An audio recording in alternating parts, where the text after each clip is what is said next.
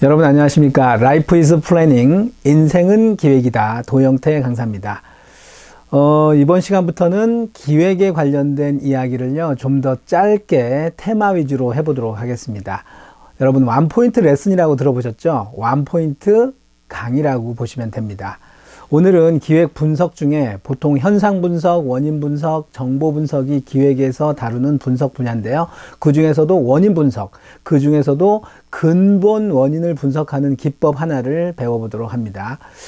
근본 원인을 분석하는 기법 중에 그 이론으로 OY 기법, 그러니까 5Y, 물음표를 5번 던지는 기법이 있는데요.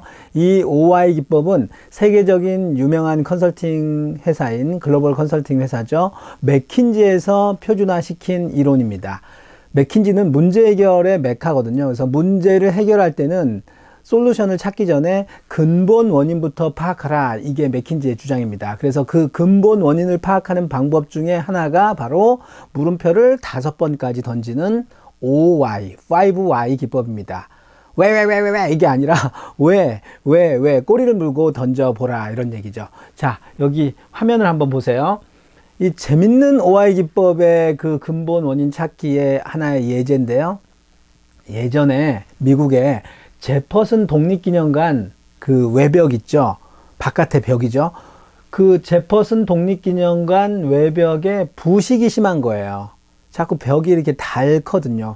그래서 그게 왜 부식이 심하지 하고 왜를 한번 던져보니까 비누 청소를 자주 하기 때문이다. 이렇게 비누 청소가 나온 거예요. 들어와서 닦다 보니까. 그럼 여기서 끝나지 않고 이걸로 원인으로 생각한 게 아니라 여기서 왜 비누 청소를 자주 하냐 한 번 더 왜를 던진 거죠. 그랬더니 비둘기 배설물이 많이 묻어서이다. 그러니까 비둘기가 쉽게 말해서 똥을 좀 싼다는 얘기. 똥을 싸가지고 이게 벽이 더러워진 거예요. 그럼 비둘기가 왜 똥을 싸냐 하고 다시 한번 왜를 해봤더니 비둘기 먹잇감인 거미 시체가 많아서이다. 그러니까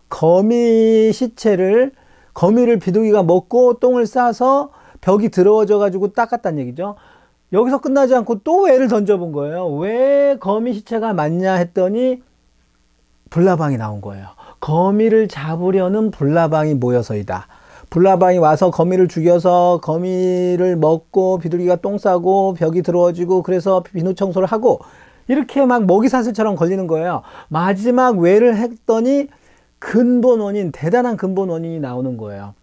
그럼 불나방이 왜 왔느냐 했더니 불나방이 불을 보고 그 밝은 곳을 찾아다니잖아요. 불나방이 그 제퍼슨 독립기념관이 실내 전등을 주변보다 일찍 켰기 때문에 불 보고 빨리 온 거예요. 7시에.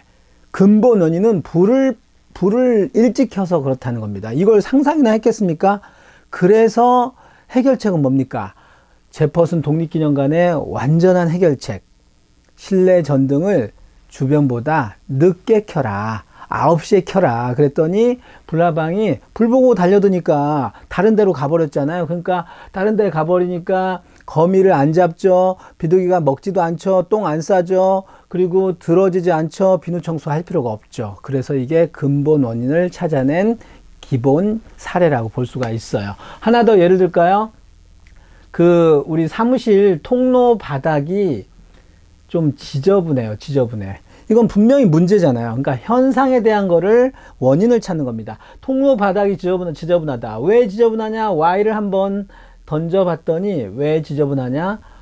커피를 많이 흘리기 때문이다. 이게 원인이 나온 거예요. 커피가 원인이었던 거죠. 근데 이걸로 끝나면 해결책을 논할 수는 있지만 잘못하면 엉뚱한 해결책이 나온다는 얘기죠. 보통 이걸로 끝나면 이렇습니다. 커피 흘리지 않는 방법 연구해. 커피 조금만 흘려. 커피 마시지 마. 뭐 이렇게 나오는 거예요. 근데 Y를 또 던져보는 거죠. 왜 커피를 많이 흘리냐 했더니 커피를 들고 이동을 많이 하더라. 그러니까 커피를 들고 이동을 하다가 질질 흘리는 거예요. 그럼 커피를 들고 왜 이동을 하냐 했더니 자판기 옆에 커피 마실 공간이 없더라. 공간이 없어서 어디에 앉지?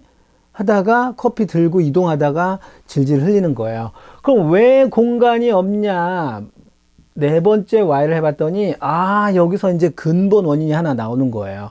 큰 화분이 자판기 옆에 딱 공간을 차지하고 있어서 그 공간이 없어서 들고 다니다가 흘리는 겁니다. 그래서 통로 바닥이 지저분한 근본 원인 중에 뭐 대부분의 원인은 아니지만 부분적이라도 원인 제공을 한 그 장본인은 바로 화분이에요. 그래서 화분을 치우는 게 솔루션이 되는 겁니다.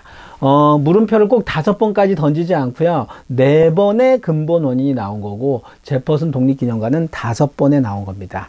꼬리에 꼬리를 물고 하다 보면 근본 원인이 2번에도 3번에도 4번에도 5번까지 이렇게 나올 수가 있다, 이런 얘기예요. 이게 바로 그 유명한 OI 기법입니다. 그 대신 꼬리에 꼬리를 물어야 돼요.